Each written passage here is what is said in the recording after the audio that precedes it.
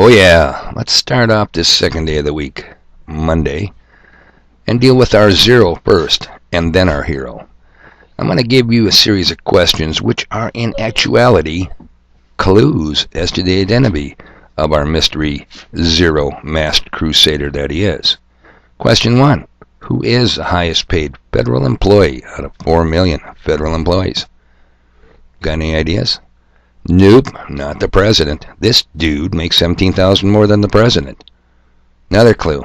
80 years old. Got any ideas, people? Any name come to mind? Stand by, people, because I'm just getting started. It is, like I said, Monday, 15th of March, 2021, so they'd have us believe daylight savings kicked in. You know, trashing Bill Gates would not be complete without mentioning this zero, this walking pile of toxic waste, this federal parasite. I'm going to give you your final clue here, people. I hope you know who I'm talking about. And if this doesn't cinch it, nothing will. I guess really two questions. Is it too soon to say that we are in the process of beating this virus? Get out of here. And what are the chances that this could still turn around and we could end up with a fourth wave of COVID? That's the critical question, Chris. And when you see a plateau, we're very pleased by the sharp decline that you showed.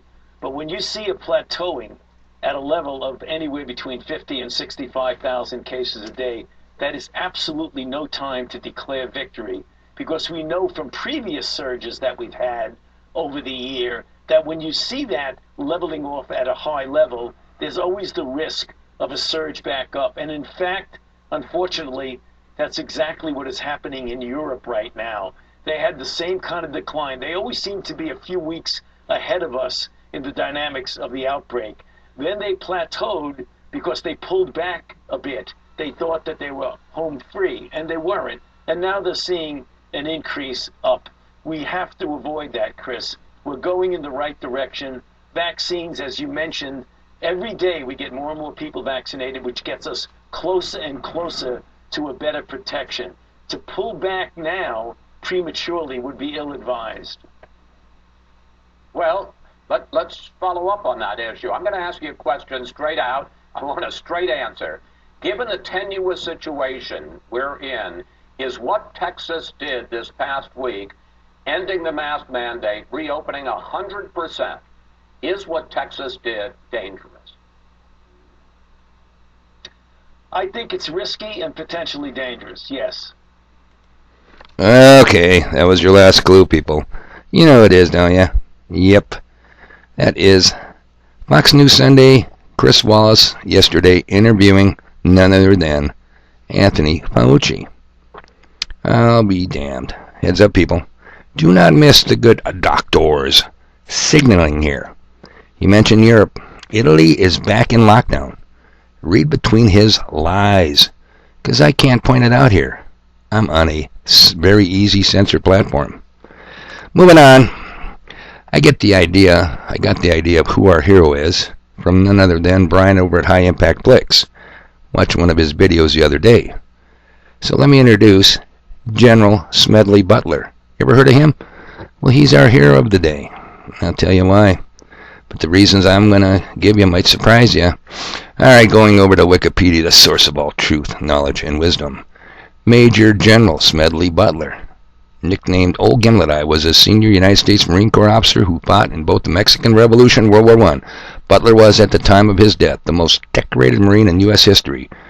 During his 34-year career as a Marine, he participated in military actions in the Philippines, China, and Central America and the Caribbean during the Banana Wars and France in World War I. Butler later became an outspoken critic of American wars and their consequences. Butler also exposed an alleged plot to overthrow the United States government. Check this out. By the end of his career, Butler had received 16 medals, 5 for heroism. He is one of 19 men to receive the Medal of Honor twice. One of 3 to be awarded both the Marine Corps Brevet Medal, no, I've never heard of that one, along with Wendell Neville and David Porter, and the Medal of Honor, and the only Marine to be awarded the Brevet Medal and 2 Medals of Honor, all for separate actions. How cool is that? Okay, now, you thinking that's why I'm calling him a hero? No, people, I'm scrolling down here. Hang on. My computer skills. No, I got. Hey, this guy has done a lot, man. This Wikipedia page is huge. So stand with me here, and okay, there. I'm getting close. I'm getting close. All right. After his retirement and later years, Butler became widely known for his outspoken lectures against war profiteering, U.S. military adventurism, and what he viewed as nascent fascism in the United States. Wow, cool, huh? In addition to his speeches to pacifist groups, he served from 1935 to 1937 as a spokesman for the American League Against War and Fascism. In 1935, he wrote the expose, War is a Racket. You can click the hyperlink here, people. You can read it online. I do believe a trenchant condemnation of the profit motive behind warfare. His views on the subject are summarized in the following passage. Here we go. This is important. I spent 33 years and 4 months in active duty military service, and during that period I spent most of my time as a high-class muscle man for big business, for Wall Street and the bankers. In short, I was a racketeer, a gangster for capitalism. I helped make Mexico, and especially Tampico, safe for American oil interests in 1914. I helped make Haiti and Cuba a decent place for the National City Bank boys to collect revenues in. I helped in the raping of a half a dozen Central American republics for the benefit of Wall Street.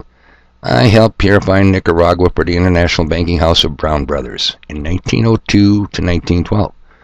I brought light to the Dominican Republic for the American sugar interests in 1916. I helped make Honduras right for the American fruit companies in 1903.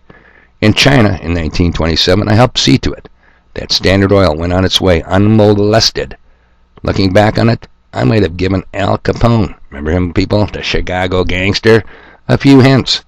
The best he could do was operate his racket in three districts. I operated on 3 continents.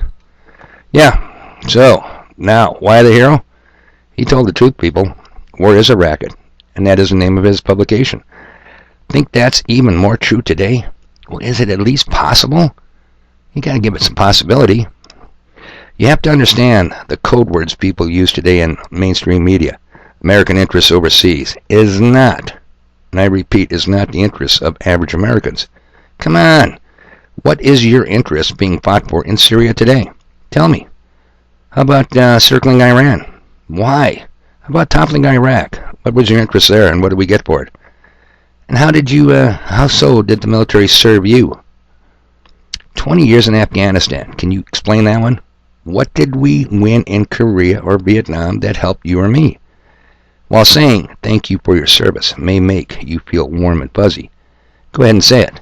But at least wait until corporations and certain foreign governments say it first. Haven't heard it from them. Don't hold your breath, people. I don't think we are going to hear it from them. Is the Mona Corona phase 4 coming? I guess we're just going to have to wait and see. In the meantime, I got stuff to do.